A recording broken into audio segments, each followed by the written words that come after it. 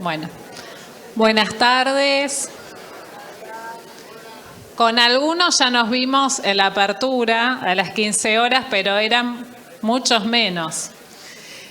Es increíble realmente la cantidad de colegas que se acercaron a participar de esta jornada que hemos organizado en conmemoración a nuestro día, el Día del Graduado en Ciencias Económicas, que fue el 2 de junio, y que, como ustedes saben, todos los años pensamos distintas actividades para poner a disposición de nuestros colegas con la idea de celebrar nuestro día, pero también aprovechar para capacitarnos y actualizar nuestros conocimientos. Por eso, primero agradecerles la presencia, agradecerles el apoyo que nos dan en todas las actividades que organizamos, felicitarlos porque estamos festejando nuestro día y agradecer también a todos los expositores que han formado parte de los distintos paneles desde las 15 horas en adelante. Ahora estamos iniciando el último panel, por eso quiero aprovechar para de alguna manera dar un cierre a este evento, porque después de este panel tributario, por eso creo que hay tanta gente en este momento, vamos a disfrutar de un cóctel y de un show musical que va a ser en la planta baja del edificio, acá en Viamonte, ¿sí?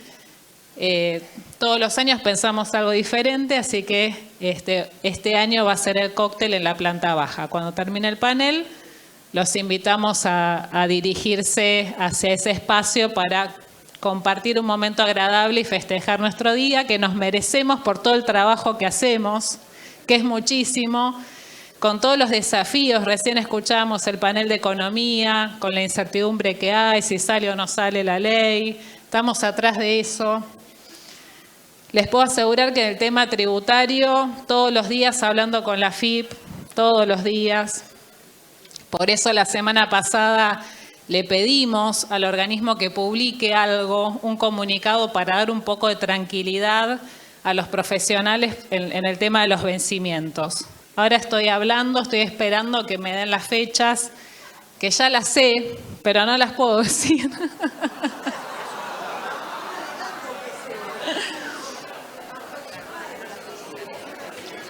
Pero van a cumplir con el comunicado, eso es lo importante. Obviamente que va a depender de que se apruebe el paquete fiscal, ojalá así sea, porque necesitamos de esas herramientas nosotros para trabajar y las empresas y los contribuyentes para poder de alguna manera salir adelante de la crisis, ¿no?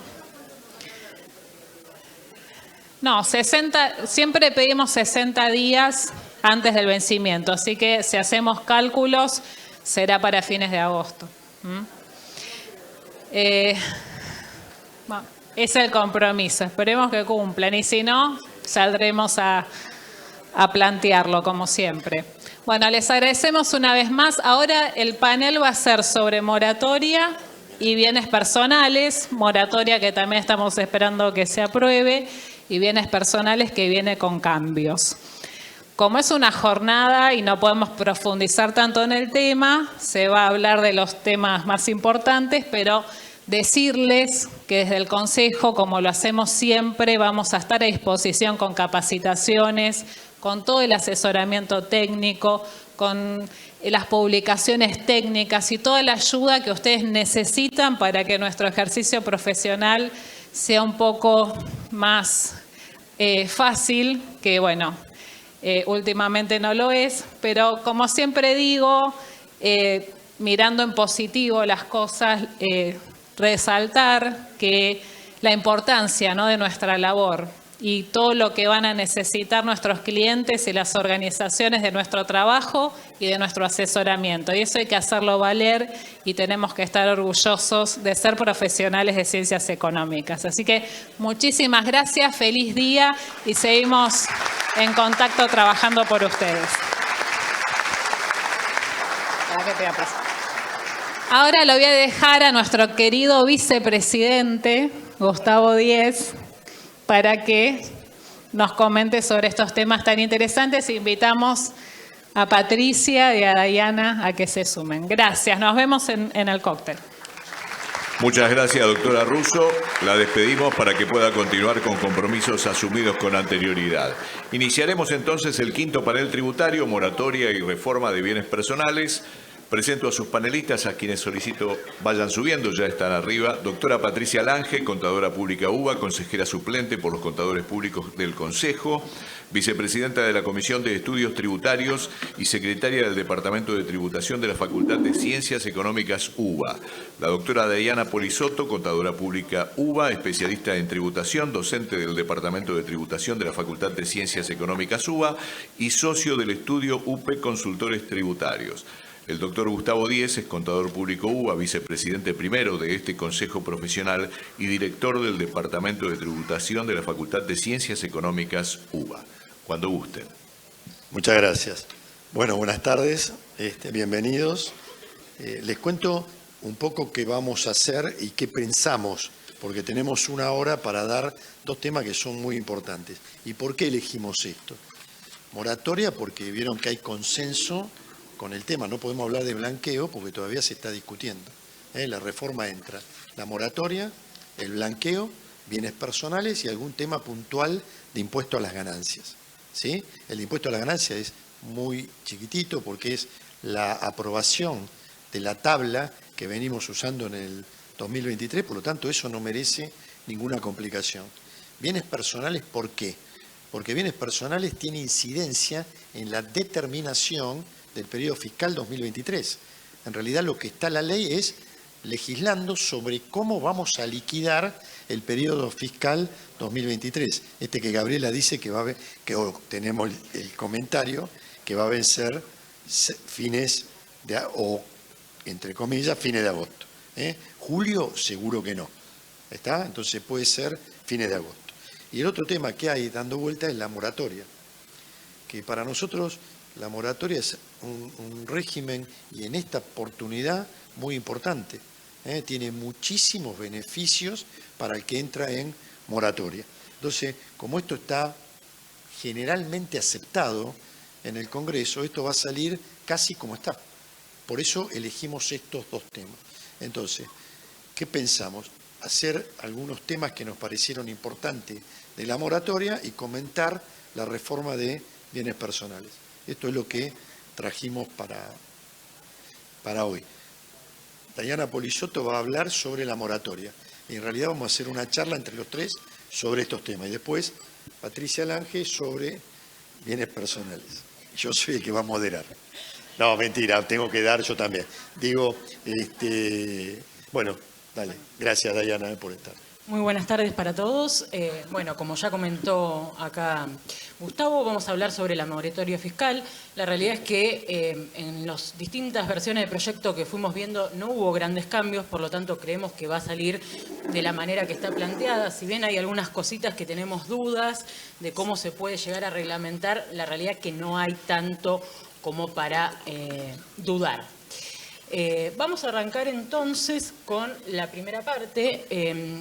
Tengamos en cuenta que por el tiempo que tenemos hay cosas que no nos vamos a explayar tanto, sobre todo porque muchas de ellas es muy igual a moratorias anteriores, por ejemplo, los sujetos y demás. Vamos a hacer breves comentarios y vamos a ir a, por lo menos, lo que consideramos nosotros más importante o novedoso en la moratoria.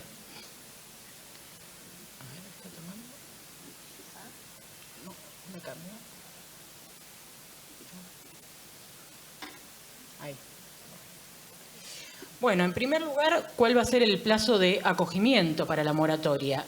La ley habla de 150 días desde que entre en vigencia la reglamentación, con lo cual vamos a tener un plazo bastante considerable para esto, pero el plazo va a ser importante porque en función del momento en que nos acojamos vamos a tener distintos beneficios. Ahora lo vamos a ir a ver, pero tengamos en cuenta esto. Una cosa más a considerar es que el fisco tiene el plazo de 15 días para reglamentar esta moratoria a través de la resolución general, y por lo menos lo que se está hablando es que va a salir la ley y la resolución. El decreto no va a tratar la moratoria en sí. La resolución ya la tienen hecha, está claro eso. El fisco ya tiene la resolución general. Apenas saca la ley, va a sacar la resolución. No saca la resolución, sería una incoherencia porque no está la ley en funcionamiento. Sí. Bien, respecto a los sujetos, la realidad es que para todos los tipos de sujetos, y no va a tener condicionamientos, sí va a tener distintas formas de acogerse o con distintas condiciones, pero, por ejemplo, no tenemos la situación que teníamos en la moratoria anterior respecto a que determinados sujetos tenían la condición de repatriar fondos o no podían adherirse. Eso no aplica para esta moratoria. Van a poder entrar las personas humanas, las pymes, grandes empresas, cualquier tipo de sujeto que deba obligaciones tributarias y previsionales y aduaneras. Sí. Respecto a la fecha de corte, y acá es muy importante, y lo que vamos notando ahora también es que al irse dilatando esto, la fecha de corte va quedando lejos, ¿no? Antes lo teníamos ahí nomás y ahora vamos a decir, bueno, ¿qué pasa con todo lo que sucede en el medio? Como fecha de corte tenemos 31 de marzo del 2024, y en este caso lo que vamos a tener que considerar son las obligaciones vencidas a esta fecha. Por lo tanto, dependiendo el tipo de obligación y la condición del sujeto, puede ser que no entren todas las declaraciones juradas. Por ejemplo, un sujeto que tiene una declaración jurada de IVA de enero que venció en febrero, pero si tiene IVA diferido, no vence dentro del rango y por lo tanto no va a poder incluirla. Infracciones cometidas a dicha fecha, es decir, al 31 de marzo del 2024, y por otro lado nos dice el proyecto de ley planes de pago vigentes o caducos a dicha fecha, nuevamente 31 de marzo. Después vamos a ver que en los casos de los planes de pago hay alguna situación que puede quedar un gris y vamos a ver cómo se reglamenta, ¿no? Porque habla de planes vigentes o caducos a esa fecha y qué pasa si caducó después, nos podemos estar preguntando. Respecto a las obligaciones incluidas, en líneas generales incluye todo lo que incluye toda moratoria y por lo tanto no profundizamos en cada uno de los puntos del artículo, pero para resaltar algunas cosas importantes, permite regularizar el aporte solidario. Hemos visto que en moratoria anterior esto no se permitía, por lo tanto es un punto a resaltar. Permite regularizar deudas en cualquier instancia de discusión. También un tema importante, y algo que llama la atención respecto de las obligaciones excluidas, y lo hemos conversado, es que habla que no se va a poder regularizar las cotizaciones del monotributo. No habla de las cotizaciones de obra social, como otras veces la moratoria mencionaba, y por lo tanto nos entra la duda si no va a poder regularizarse la cuota directamente del monotributo.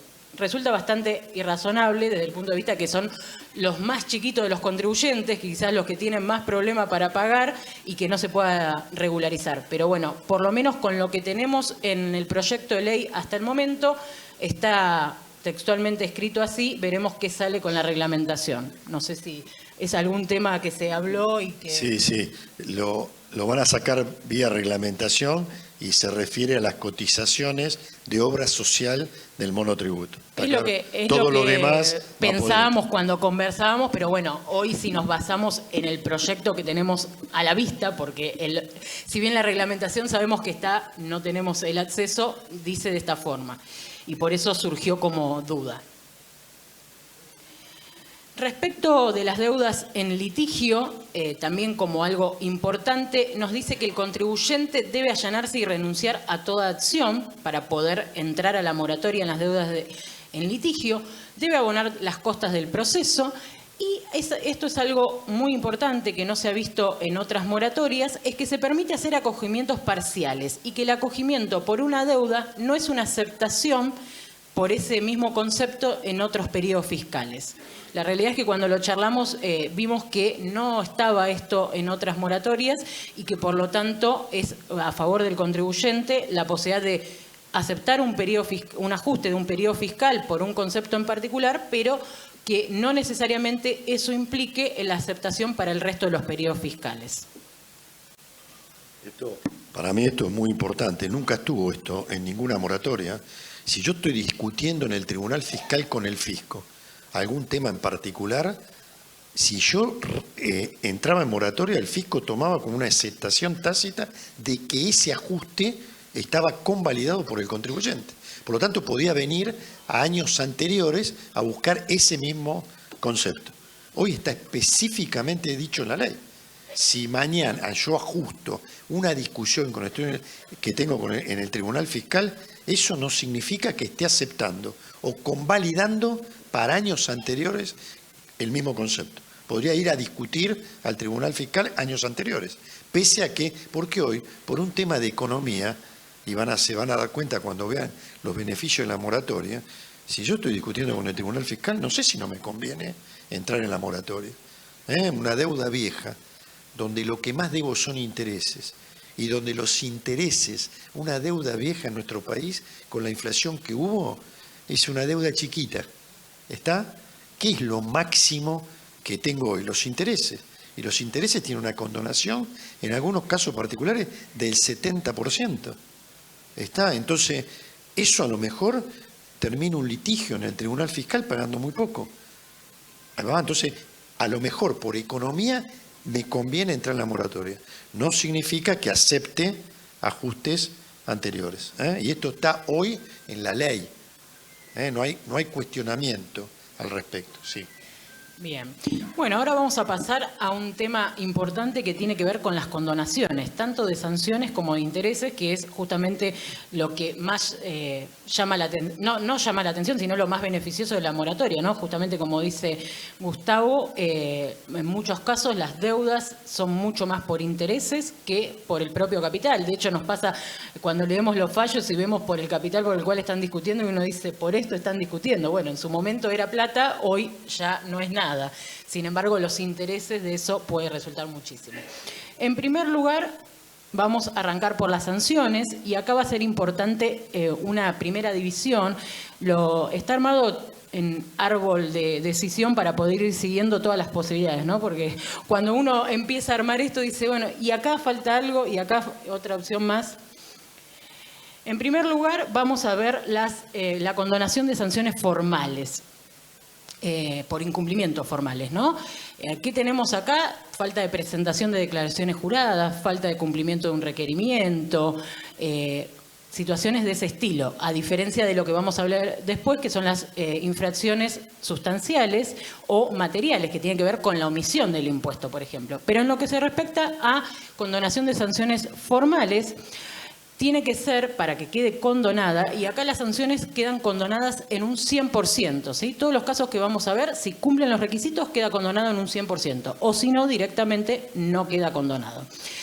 Tienen que ser infracciones cometidas hasta el 31 de marzo del 2024. Nuevamente, la fecha corte que al principio dijimos, tengamos presente esta fecha, porque es la que vamos a necesitar para determinar distintas situaciones.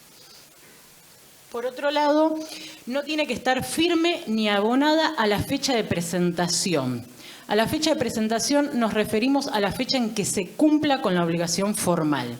Ahora vamos a ver esa situación. Y cuando terminemos de repasar cuál es el tratamiento de las sanciones, vamos a ver qué se refiere con firme, ¿sí? Porque vamos a hablar en todo momento de multas no firmes, pero necesitamos saber qué es no firme o qué podemos hacer para evitar que quede firme y lograr la condonación, si es que hay algo para hacer. Entonces, dijimos, cometidas antes del 31 de marzo del 2024, que no se encuentren firmes ni abonadas a la fecha de presentación. Y lo que tenemos acá es dos tipos de incumplimientos. Incumplimientos subsanables, aquellos que puedo solucionar o subsanar lo que dejé de presentar. Si tengo una declaración jurada informativa que dejé de presentar, la presento y entonces ahí me queda condonada la multa. Vamos a verlo después en las siguientes filminas con ejemplos. Y por otro lado tenemos los incumplimientos que no pueden subsanarse. En ese caso va a quedar condonado de pleno derecho, porque no hay forma, por supuesto, de solucionar el problema, digamos, de cumplir con la presentación. Por ejemplo, la falta de emisión de facturas. Es un incumplimiento que si no lo hice en el momento, ya no se puede solucionar más adelante.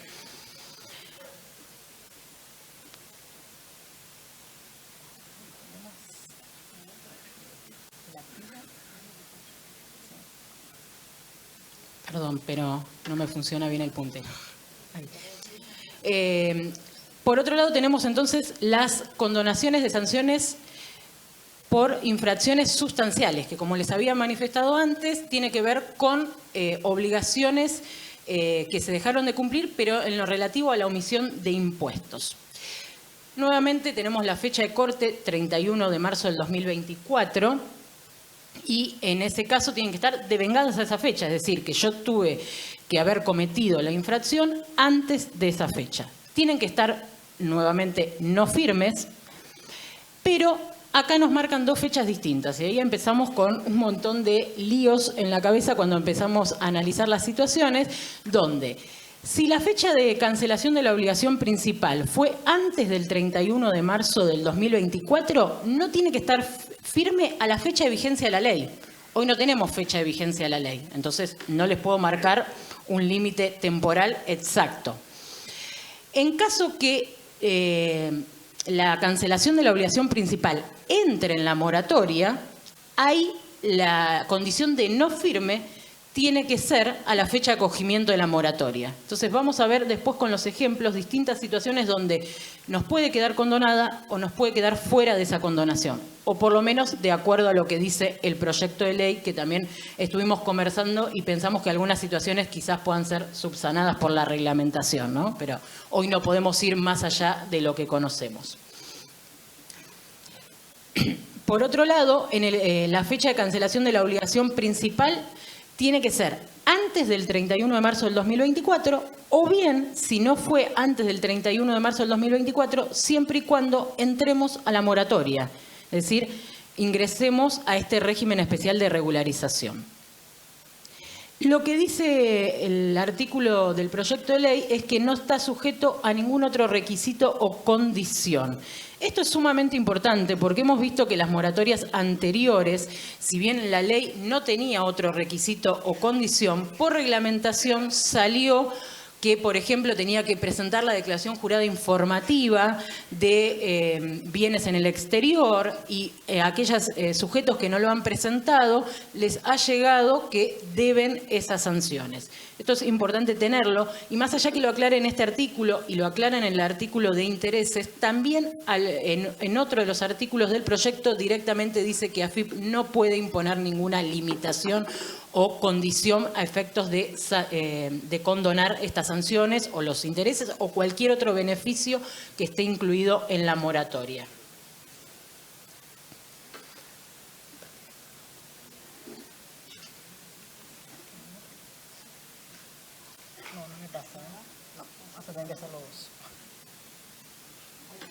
Bien.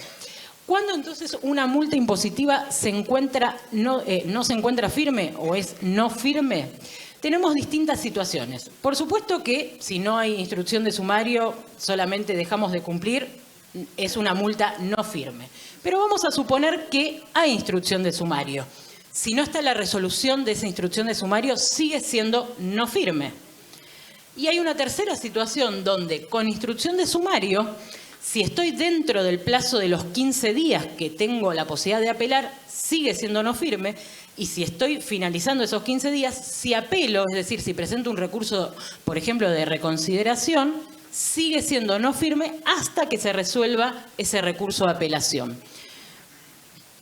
Por lo tanto, ahora cuando veamos los ejemplos vamos a comentar alguna sugerencia que creemos importante que la consideren si están en situaciones similares. Vamos a ver entonces algunos ejemplos de multa.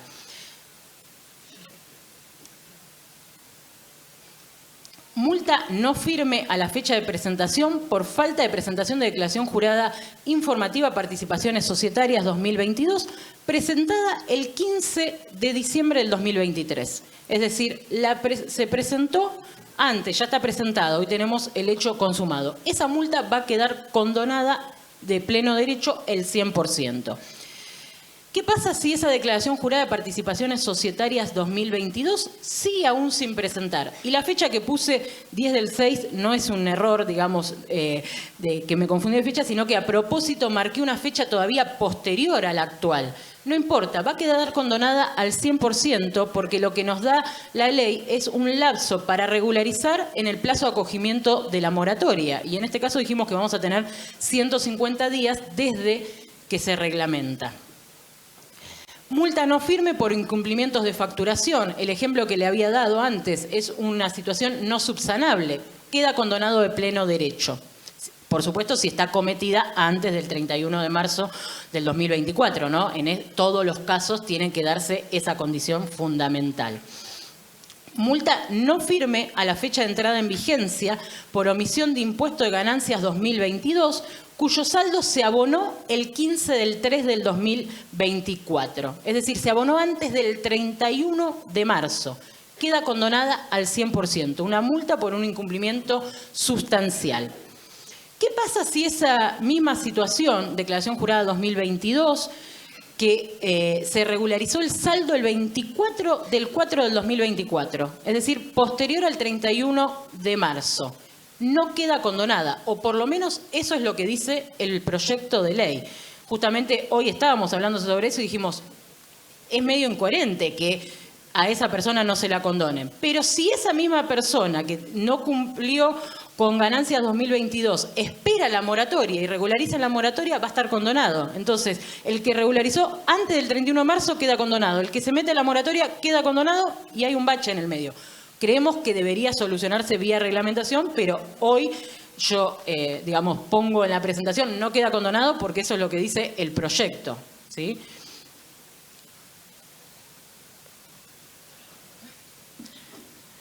Bueno, entonces acaba una sugerencia de acuerdo a lo que tenemos hoy, y si estamos hablando de una obligación material, es decir, el ejemplo de omisión de impuestos, si no se canceló hasta el momento, es decir, hoy nos están escuchando a nosotros y no tienen cancelada la obligación principal, la sugerencia de acuerdo a lo que tenemos hoy de texto es no la cancelen, porque si están en ese bache probablemente no quede condonado. Es decir, ya no lo hicieron al 31 de marzo, porque eso es un hecho consumado, y si todavía no está regularizado, lo mejor sería esperar a la moratoria. No salir a cancelar la obligación principal, porque probablemente si no se modifica el texto, quede sin condonarse esa multa.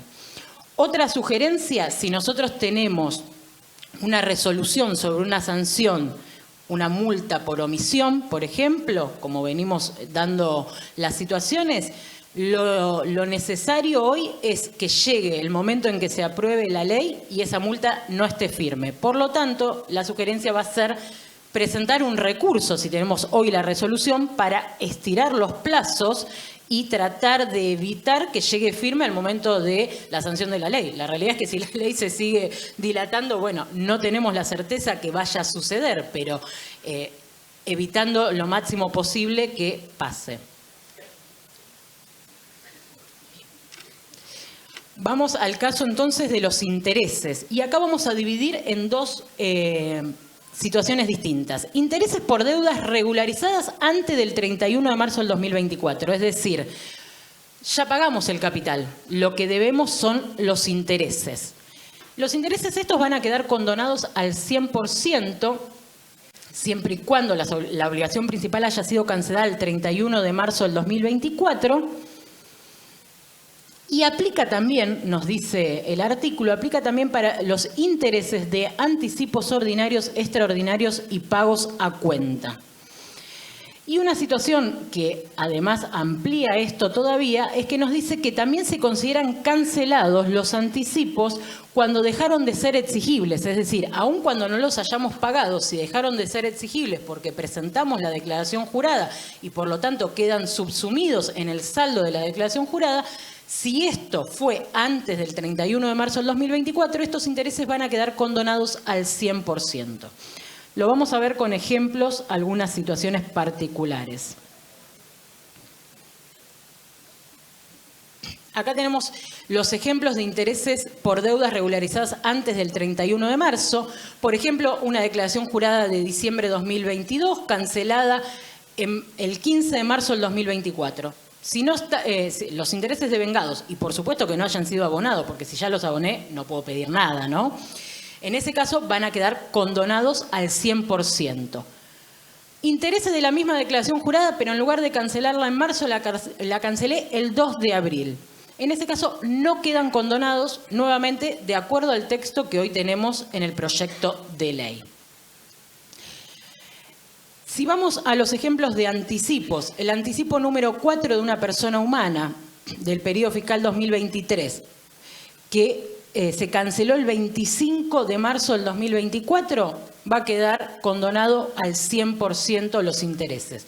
¿Qué pasa si ese mismo anticipo lo cancelé en abril? Es el anticipo que vencía en febrero. Lo cancelé en abril, no quedarían condonados los intereses.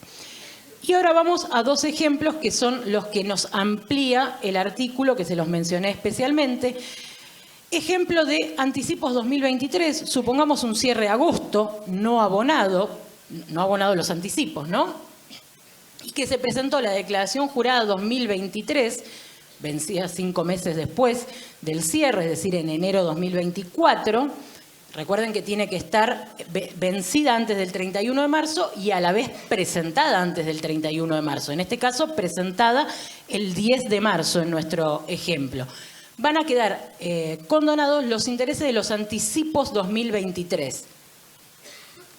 Pero la situación siguiente, la misma, digamos, anticipos 2023 de un cierre de agosto, que no se abonaron durante el periodo fiscal, pero la declaración jurada del 2023, en lugar de haberla presentado en enero, se presenta en mayo 2024. En ese caso, no quedan condonados los intereses.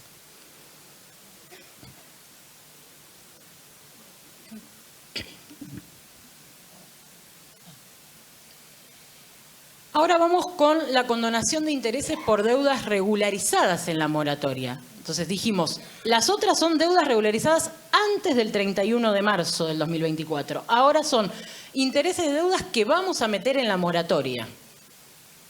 En ese caso, vamos a tener condonaciones distintas en función del plan de pagos que elijamos. Si estamos en un plan de pago al contado o en 3 cuotas, vamos a tener condonaciones que van del 70 al 50% en función del momento en que me acoja. Nosotros dijimos al principio tenemos 150 días. Sin embargo, si entro en los primeros 30 días, el beneficio es mucho mayor. Y así va decayendo paulatinamente. Si estamos hablando de planes de pago de más de 3 cuotas, después vamos a ver cuántas cuotas admite, ¿no? Pero si hablamos de más de 3 cuotas, las condonaciones van a ser del 40% si está dentro de los primeros 90 días o del 20% si está luego de los 90 días y antes, por supuesto, de los 150, que es nuestro tope. Y acá tenemos otra situación respecto de los anticipos y va a tener que ver con intereses de anticipos que se generen a partir de declaraciones juradas rectificativas que se incluyan dentro de la moratoria. En ese caso quedan condonados al 100%. Ahora, la segunda situación yo lo dejé como pregunta porque el texto del proyecto de ley no lo dice, es qué pasa si esos intereses de anticipos son correspondientes a declaraciones juradas originales que meto en la moratoria. Yo por lo menos entiendo que van a quedar condonados igual que si fuesen rectificativas, pero la ley habla, o el proyecto de ley mejor dicho, habla de los intereses que se generen a partir de declaraciones juradas rectificativas. No sé, Gustavo, ahí sí. Estoy de acuerdo con vos.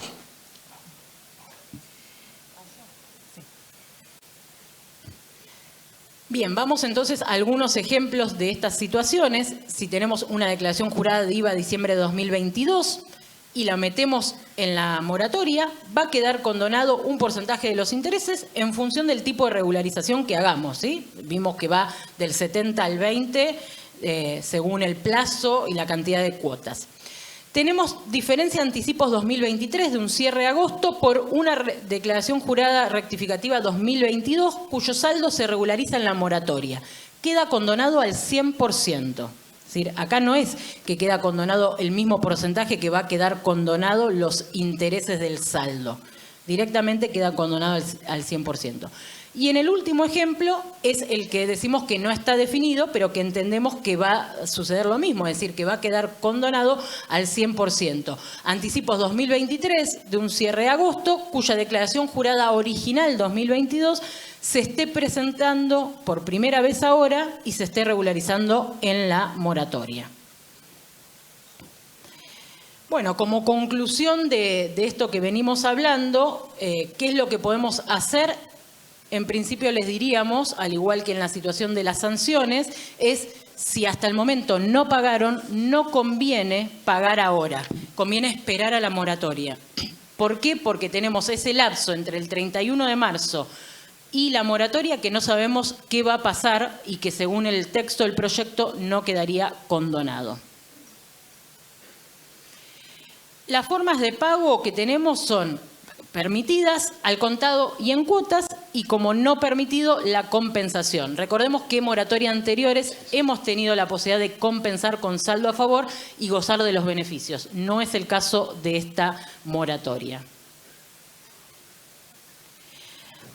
Después, las condiciones de los planes mayores a 3 cuotas. ¿Por qué ponemos mayores a 3 cuotas? Porque si tenemos al contado o hasta 3 cuotas, es distinta la situación. Pero si es mayores a 3 cuotas, vamos a tener condiciones distintas en función del sujeto que regularice.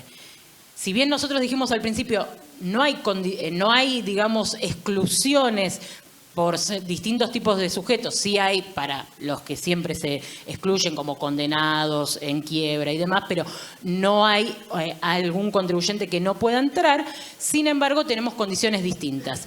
Persona humana que no sea pequeño contribuyente. No puse toda la palabra porque la verdad que iba a quedar súper chiquitito, pero PC es pequeño contribuyente. Y no hablamos de pequeño contribuyente como sujeto del régimen simplificado, sino lo que la resolución defina como pequeño contribuyente, que tiene que ver con parámetros de ingresos y de bienes personales. Entonces, persona humana que no sea pequeño contribuyente, que tenemos que ver la caracterización en sistema registral, que no sea ni micro ni pequeña empresa, va a tener un pago a cuenta del 20%, hasta 60 cuotas y una tasa de interés de acuerdo al Banco Nación Argentina para descuentos comerciales. La tasa de interés se repite igual en todos los casos, por lo tanto no es necesario volverlo a mencionar. En el caso que sea pequeño contribuyente, micro o pequeña empresa, el pago a cuenta va a ser del 15% y vamos a tener hasta 84 cuotas. Algo importante a mencionar es que no distingue según tipo de obligación. Hemos visto moratorias anteriores donde si era previsional era de una manera, si era impositiva, si eran retenciones. Acá no hay distinción. Mediana empresa, 20% de pago a cuenta y hasta 48 cuotas. Y para el resto de los contribuyentes, un pago a cuenta de 25% y hasta 36 cuotas. ¿Qué va a pasar con los planes de pago anteriores? Siempre nos preguntamos, ¿se pueden refinanciar los planes? ¿Qué pasa? Tengo un plan anterior. Bueno, si el plan estaba vigente al 31 de marzo del 2024, por supuesto que si estaba vigente a esa fecha es porque tiene obligaciones anteriores a esa fecha, si no, no podría estar vigente. Lo que nos dice el proyecto de ley es que se mantiene la fecha de consolidación original a todos los efectos. Por otro lado, dice que los intereses devengados hasta la fecha de condonación, de consolidación tendrán una condonación del 30%. Y tiene algo que nos llama un poco la atención y quizás es lo que hace que uno no refinancie planes, salvo que me convenga mucho la reducción de intereses, es que solamente se va a poder acceder a la refinanciación de planes anteriores al contado o hasta en 3 cuotas, con lo cual no nos da un respiro financiero. No esperemos la moratoria para refinanciar planes porque no va a servir a esos efectos. Sí, si tenemos planes, como les decía, con muchos intereses acumulados, quizás la condonación sirve igual. O otra de las cosas que estamos viendo es que a medida que va reduciendo la tasa de interés, hemos visto este bimestre, junio-julio, que se redujo casi a la mitad la tasa de interés de financiación, porque está ligado a la tasa del Banco Nación Argentina, quizás podemos tener planes que los hayamos consolidados con tasas de interés muy altas. Y entonces nos convenga refinanciar para tener una tasa de financiación menor, a pesar de que sea hasta en 3 cuotas. Respecto a los planes caducos, al 31 de marzo del 2024, si bien dice que se va a poder incluir, la conclusión es que se va a regularizar, lo que estamos regularizando es la obligación emergente de ese plan caduco. Por lo tanto, es como si no hubiese existido el plan. Si nosotros teníamos una obligación, cayó el plan, renace la obligación. Por lo tanto, vamos a estar incluyendo esa obligación. Y queda un gris, un bache, que por eso lo dejé con signo de pregunta, es qué pasa con los planes vigentes perdón, ahí hay un error y es 31 de marzo del 2024, no 31 de 12. ¿Qué pasa con los planes vigentes al 31 de marzo del 2024, pero que caducaron con posterioridad a esa fecha? Porque nada nos dice. Yo entiendo que vamos a poder regularizar la obligación original, pero queda ahí de esa forma. Y por último, lo que les voy a comentar de la moratoria es que respecto a la reglamentación de AFIP, lo dice la propia ley, y eso creo que es un aspecto muy positivo. Cuando me refiero a ley, digo proyecto de ley, ¿no? Uno está acostumbrado a decir ley, pero en realidad hoy todavía es un proyecto. Nos dice que la reglamentación de AFIP no va a poder crear restricciones o limitaciones. Como les comentaba antes, sumamente importante porque tuvimos otras ocasiones donde nos creó regímenes de información que de no cumplirlo daba por decaído los beneficios. Además nos dice que cualquier incumplimiento formal no puede ser causal de pérdida de los beneficios y que el acogimiento al régimen de moratoria no es un indicador negativo para la conducta fiscal del contribuyente. Es decir, haber entrado en moratoria no nos puede hacer cambiar el CIPER, por ejemplo, ¿sí? A eso se refiere. Bueno, de mi parte, con esto sería todo. Muchas gracias, Diana.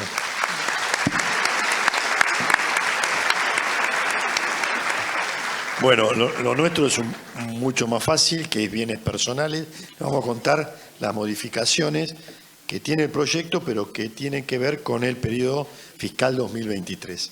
Si sale la norma 2023, ya no hay una distinción entre bienes del exterior, bienes del país, si hay repatriación, no hay repatriación.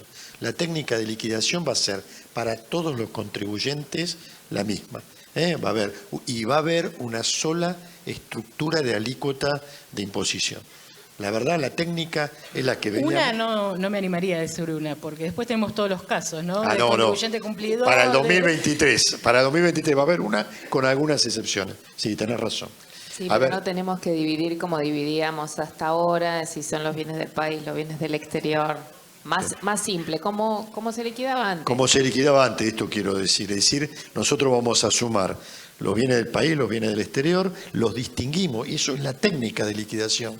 Dividimos, ¿por qué? Porque los bienes del hogar van solo sobre los bienes del país más los inmuebles. Vieron que hay una presunción que es el 5% de los bienes del país más exclusivamente los inmuebles del exterior. Entonces voy a tener bienes del país valuados conforme las normas de bienes personales, que eso no cambió. Las normas de evaluación no cambiaron.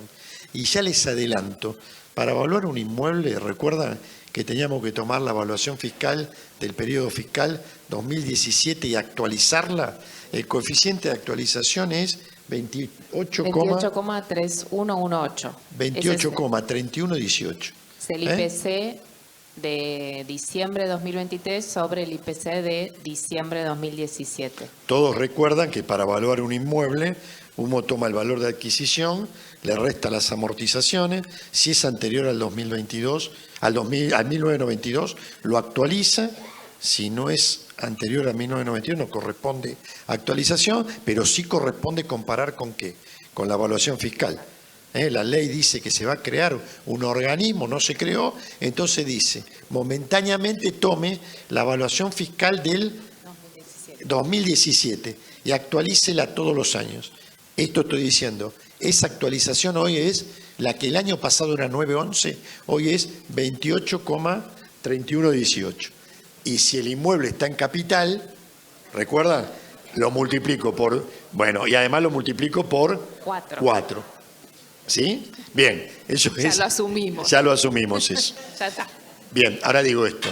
Entonces tenemos los bienes, siempre que estoy liquidando el impuesto, lo que no entra dentro de la técnica de liquidación son los bienes que están exentos, por ejemplo, cualquier tipo de plazo fijo hecho en nuestro país, en pesos, con cláusula de actualización, en moneda extranjera, son conceptos exentos. No entra si tuviera un inmueble rural. El inmueble rural en bienes personales está exento. No entran obligaciones negociables, no entran los títulos públicos. Todos esos son conceptos exentos que cuando estoy armando la técnica de liquidación no los debería incluir. ¿Y qué no entra en la técnica de liquidación? Aquellos bienes que tienen una mecánica propia o distinta, que son la participación accionaria. Ustedes saben que si yo tengo acciones, en lugar de incluirlo en la liquidación, por el 25.1, por mi participación accionaria, ¿paga quién? La empresa, a través de la figura de responsable sustituto. Por lo tanto, cuando hago la liquidación, no la pongo si no estuviera pagando 2 veces. Y hay una preocupación con esto de responsable sustituto que entra a vencer la semana que viene. También se va a prorrogar este impuesto. Así que el vencimiento que está previsto y sigue publicado el 11 de junio, quédense tranquilos, que no va a vencer la semana que viene. Tiene que ver con lo que vamos a hablar de un beneficio que da el proyecto de ley, digamos, cuando se concrete, con lo cual hay mucha ansiedad en eso. ¿Dónde se publicó la norma? La FIP habla solo de ganancias y bienes personales, pero sabemos que también se prorroga bienes personales, acciones y participaciones. Bien, hay un solo mínimo no imponible en términos de liquidación, que hoy el mínimo no imponible pasa a ser 100 millones de pesos. Esto es importante porque contra 25, 100 es un cambio significativo. Entonces, si me da hasta 100 millones de pesos los bienes evaluados del país y del exterior, el fisco asume que esa persona no tiene capacidad para contribuir, por lo tanto no paga impuestos. Ahora, si es más de 100 lo que tomamos de bienes grabados del país y del exterior, restaré los 100 y lo que me queda es la base imponible. Y esa base imponible la tengo que llevar a la escala del impuesto, que es la que ahora vamos a comentar. Una particularidad. Usted me dice, ¿hay un solo mínimo no imponible? No. Hay un mínimo no imponible que tiene que ver con la evaluación de los bienes. Entonces, si una persona tiene un inmueble que está destinado a casa-habitación, ahí va, en la valorización del bien para determinar cuál es su valor para bienes personales, la ley hace este análisis. Valúe como un inmueble. Tome, como dijimos recién, la evaluación fiscal, multiplique por 28, etcétera, y ahora compare como un mínimo no imponible que es exclusivamente para la casa habitación, que lo llevaron a 350 millones de pesos. Ahí va, ¿y esto qué quiere decir? Que si el valor para bienes personales, la casa habitación, está por debajo de 350 millones, el valor de la casa habitación es 0 en bienes personales.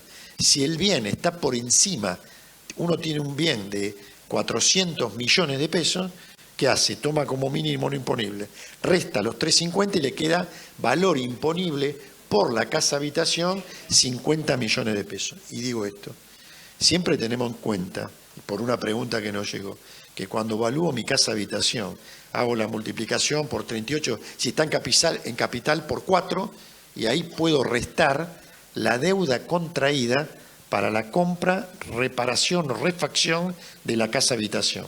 ¿Está claro esto? Bien, no puedo confundir con que en el impuesto a las ganancias van a modificar el monto que se permite como deducción de intereses vinculado a la casa habitación. Vieron que cuando yo liquido impuesto a las ganancias, tengo una deducción general que es, señor, ¿pagó intereses por la compra de su casa habitación? Sí. Bueno, hasta ahora... Hasta 2023 hasta inclusive. 2023 inclusive, el monto máximo a deducir eran 20. Ahora lo llevaron al monto del mínimo no imponible, que son 3.900.000. ¿Está? Para el 2024 estoy hablando. En bienes personales esto no tiene nada que ver. En bienes personales puedo deducir la deuda por la compra de la casa habitación. Y todo pregunta, ¿a qué valor? Al valor de la deuda el 31 de diciembre.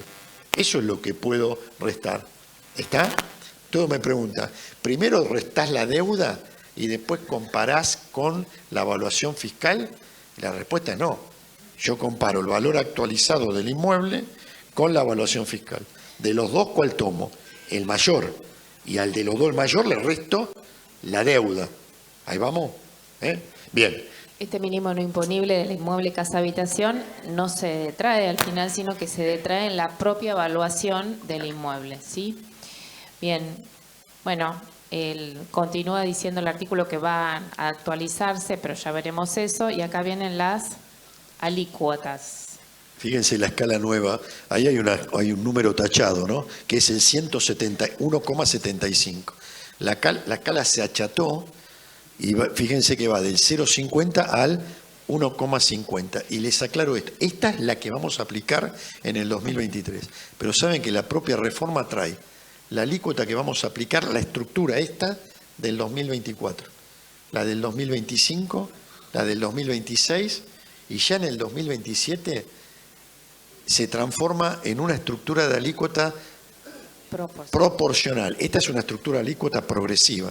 La estructura de alícuota proporcional, ¿qué es? Que va a ser el el total de bienes por 0,25%. Una aclaración, Gustavo, porque veo que sacan fotos. Esta escala, que no porque no se pueda sacar, pero ojo, que se va a actualizar. No van a ser estos valores, claro, estos tramos. O sea, lo que queremos marcar es que ya están previstas las tablas para los periodos fiscales siguientes. En todos los casos, fíjense que lo que se elimina es el último renglón. El último, ahora, pero estos no van a ser, en el 2024 no vamos a hacer de 0 a 13 millones, eso se va a actualizar. ¿Sí? Acá voy a lo que decía Gustavo, de que llegamos en el 2027 a una alícuota proporcional del 0,25%. ¿Sí? Pero, insisto, todas estas, la idea es mostrar, lo que muestra el proyecto es que se va eliminando un tramo de la escala. Los valores van a ser diferentes, no los porcentajes, pero sí los tramos. ¿Estamos? Bien. El dictamen del Senado trajo una novedad. Propone tablas con un incremento del 20% para aquellos que adhieran al régimen de regularización de activos.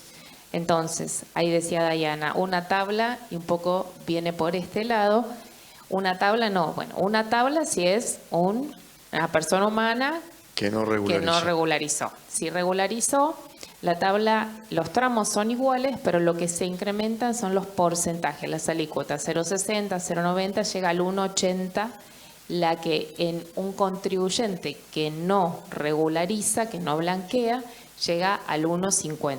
Ahí va. Que es la que mostramos antes. Que es la que mostramos antes. Regularización de activos es el blanqueo. Sí. Y también agrega este artículo 70 bis, el dictamen de comisión de Senado, proponiendo las alícuotas para todos los periodos con el incremento. Mismo caso, se van eliminando los últimos tramos. Bien. Y llega a que va a terminar pagando el 0,30. El 0,30, perdón. El que blanquea, esa es la que blanquea. Bien, acá hay vieron que está el blanqueo y como siempre pasa, no les pasa que los clientes se quejan, dicen yo pagué toda la vida, ahora salió un blanqueo, entonces esto lo recepta el legislador y dice te vamos a dar un beneficio de contribuyente cumplidor. Nada. Tiene sabor a nada, ¿eh? Es como decir, es como para decir no lo quiero. Peor es nada, digamos. Bien, esto es, si el contribuyente es buen cumplidor de los periodos fiscal 2020, 2021 y 2022, va a tener un beneficio para el 2023 que se le reduce la alícuota en un 0,50%. Y este beneficio es para el 2023, para el 2024, para el 2025. ¿Está? Entonces, nosotros con ese esquema hicimos cómo quedaría la tabla del periodo fiscal 2023 si el contribuyente es contribuyente cumplidor. Esta es sí la que se va a aplicar. Esperen, esto que está punteadito es porque no está publicada, no está incluida en el proyecto, pero estuvimos averiguando qué significaba esa reducción del 0,50. Entonces, en realidad reduce el 0,50 y modifica los tramos. La suma fija, digamos, afecta en la suma fija. Fíjense que el que no es cumplidor tiene en el segundo tramo una suma fija de 68.443 y el cumplidor tiene una suma fija 0. No está incluida en el proyecto, es lo que van a publicar, ¿sí? Eso como aclaración. Cambia el porcentaje, pero al cambiar el porcentaje también modifica, porque si solo cambia el porcentaje no era ningún efecto. Y lo probamos con un ejemplo numérico. ¿Voy a eso? Sí, claro. Ahí va. Nosotros dijimos, bueno, está costando pasar esto. Sí, el de arriba es un El de contribuyente arriba común, es el no cumplidor. el no cumplidor. Y el de abajo es el cumplidor. Es el no Entonces, cumplidor que no blanquea. Todo de acuerdo, ¿no? Pues si sí, blanquea porque tiene con- un No, incremento. que si blanquea no puede ser cumplidor. Acá, fíjense que hicimos un cálculo, suponiendo una base imponible de 300 millones, la calculamos con las dos tablas y en la segunda tabla nos da una diferencia de 1,5 millones. Y ese 1,5 millones es el 0,5% de la base imponible. Con lo cual entendemos que debería funcionar esta tabla. Pero vamos a ver qué sale, ¿está bien? Por eso en línea de puntos. Y acá también hay contribuyente cumplidor para los que son responsables sustitutos de bienes personales, acciones y participaciones. Siempre que sean sujeto PYME. Acá tiene la Una condición condición. de ser PYME. La alícuota se reduce en 0,125%, es decir, que en definitiva la alícuota para el 2023, que es el 0,5, el que hemos calculado, y seguramente en mayo cuando mandamos a nuestros contribuyentes la proyección de lo que había que pagar, dijimos 0,50 del patrimonio neto al 31 de diciembre. Bueno, eso se va a reducir. Y ojo que es significativo. Esto sí es significativo. Porque nosotros calculando esa diferencia de 0,375 y hay bastante diferencia porque por los patrimonios netos ajustados este impuesto se tornó importante, ¿sí? Entonces, hay que esperar. Si alguno presentó, no se amargue, algo va a pasar, no se preocupe, pero esperemos. Seguramente tiene que modificarse el aplicativo. El Y en aplicativo no está podemos modificado poner 0,375. ¿Está bien? Tampoco se puede sacar el aplicativo si no está la ley que avale esto. Entonces es como estamos ejercitando la paciencia, esperando. La ansiedad, me decía mucho tilo. Bueno, y para ir terminando, Sí. comentamos algo del... Crean un régimen excepcional de bienes personales. Lo digo en términos generales, es como que uno calcula el impuesto del 2023, lo multiplica por 5, ingresa eso y tiene cancelados 5 periodos fiscales de bienes personales. Acá hacemos un volver al futuro. Claro. Está bueno, porque nos No. vamos hasta el 2027. No importa la modificación de sus bienes por los 5 años siguientes. ¿Estamos de acuerdo? Salvo con alguna excepción. Todo el mundo nos pregunta, pero si el año que viene compro un auto o vendo una casa, que una casa está valuada a valores muy bajos y recibo dólares.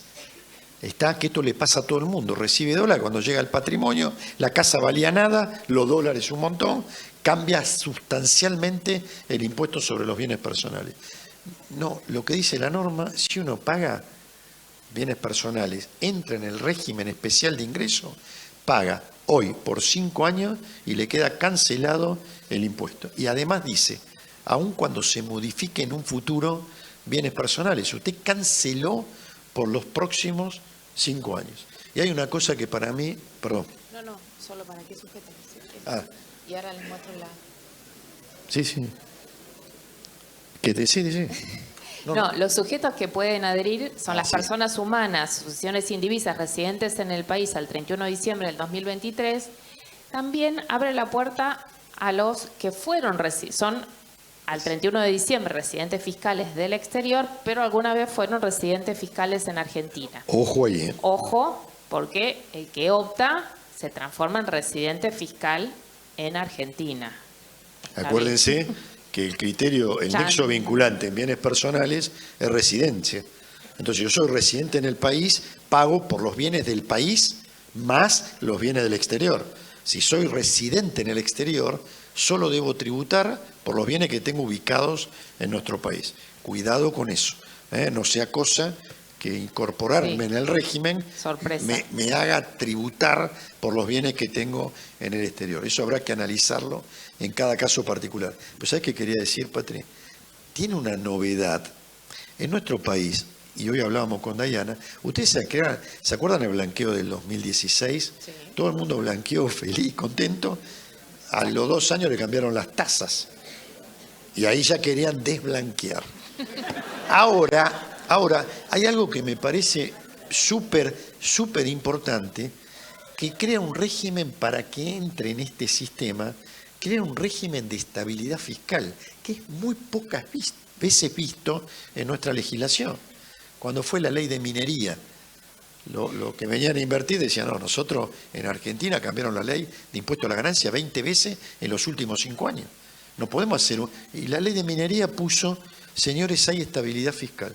Mientras dure el régimen, ustedes van a tributar con la ley vigente en el momento que adhirieron. Y ahora dice, ¿usted adhiere al régimen excepcional de ingresos? Sí.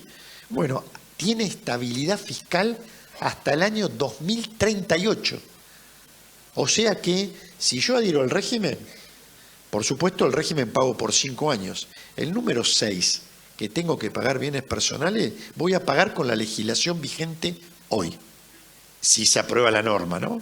¿Está claro eso? Es decir, si se modifica bienes personales, si crean cualquier impuesto al patrimonio, yo que adherí a este régimen voy a seguir tributando con las mismas normas vigentes hoy. Eso significa estabilidad fiscal. Y de acá al 2038 es un montón. Es un montón. Acá en el 2038 capaz que no hay más bienes personales o es un flor de ¿y vos seguís pagando? Claro. Y vos seguís pagando con la ley. Bien. A ver. Acá está el esquema. Claro, este es el esquema de cómo se tributa. Y pará, Patri, una sola cosa, para darlo en términos generales, porque nos quedamos sin tiempo. Nadie me dice, ¿y si después blanqueás? Porque también puede ser. No lo estamos incluyendo. Estamos haciendo el régimen para el que no tiene nada que blanquear. Ahora, ¿y si blanquea? Yo voy, adhiero al régimen. Los vencimientos son anteriores. Adhiero al régimen hoy. Entro por los 5 años y después blanqueo un bien, queda descalzado esto. ¿Está? Entonces dice, bueno, si blanqueas un bien, podés hacer uso del régimen a partir del 2024. Además, o solo por ese bien que blanqueaste, podés pagar 2024, 25, 26 y 27. Como que el régimen por el bien blanqueado es por 4 años. ¿Estamos de acuerdo? Tengo la misma estabilidad, entonces blanquear o no blanquear, siempre puedo adherir al régimen especial de ingreso de bienes personales. Sí. Eso es para el 2000. A ver, me dice, claro, a ver, sí, contesto esta pregunta porque justo lo estaba mirando y me mató, me engañó. Pero no podemos hacer pregunta abierta acá. Porque hay que hacer contacto visual. Claro, no hay que hacer contacto visual. Pero digo, somos muchos. Me dice, pará, pero vos no tenés una... Sí, yo tengo una alícuota distinta. Y entonces, ¿qué tengo que hacer? Tengo que calcular con esa alícuota distinta en el 2024. La mostró Patricia, la que está en negro y blanco. Y de ahí multiplico por 4. Y multiplico por 4 y eso me queda como que pagué el impuesto por 4 años. ¿Estamos de acuerdo? Es decir, ¿es la misma alícuota que apliqué por los bienes de 2023? No. Tengo una alícuota diferencial por haber blanqueado. Pero si lo pago por 4 años, me queda cancelado el impuesto. Hay una sola excepción que todo el mundo está averiguando y la ley lo vio. Dice, pero esto es bárbaro. Lo hago blanquear a mi hijo, presentar a mi hijo. Paga por 5 años, después le dono los bienes. Entonces me saco los bienes yo, no pago más. Mi hijo ya está cancelado el impuesto por 5 años. ¿Está claro? La ley lo traba eso. Dice, no, si hay una donación, si recibe el contribuyente una donación, miren cómo dice, en la medida que la persona que le dona no haya adherido al régimen especial de ingresos, ¿estamos de acuerdo? Porque si adherió es lo mismo. Lo tiene él, ya pagó. Lo agarro yo, no pago. Ahora, si no adherió, los bienes los tengo que sumar. Y tributar el impuesto por los bienes que recibí en donación. ¿Estamos de acuerdo? Esa es la única excepción. Después, todas las modificaciones patrimoniales que sufra, está cancelada la obligación con el impuesto 2023 multiplicado por 5. Sí. ¿Qué quería decir? No, este es el esquema de cálculo, pero bueno, me parece que estamos ya en... Lo demás ya mencionaste lo que viene después. Hay un pago inicial del 75% para ingresar. Si quiero entrar al régimen, no está en la fecha de vencimiento todavía, pero habría que entrar con un pago del 75%. ¿Está? Eso va a salir más adelante cómo hay que hacerlo. Bueno, tenemos que ir, ¿no? Y de todas maneras, aunque está así, esto es medio apurado, en cuanto salgan las normas, saben que vamos a ir profundizando y acompañando con todo. Nosotros tenemos o nos quedamos y vemos una hora más de bienes personales, o vamos a la fiesta, al lunch. ¿Qué quieren? Vamos a esta. Muchas gracias.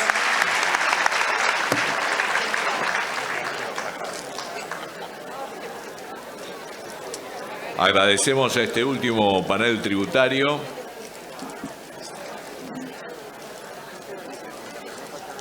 Y de esta manera damos por finalizada la tercera jornada de graduados en Ciencias Económicas.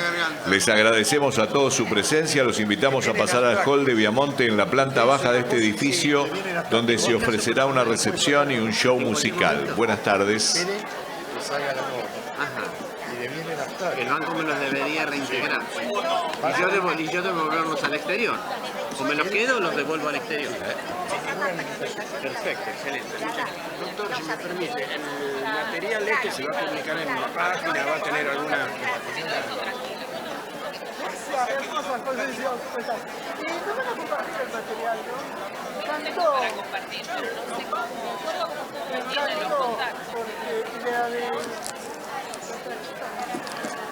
Gustavo, ¿cómo estás? Eduardo, del EPI.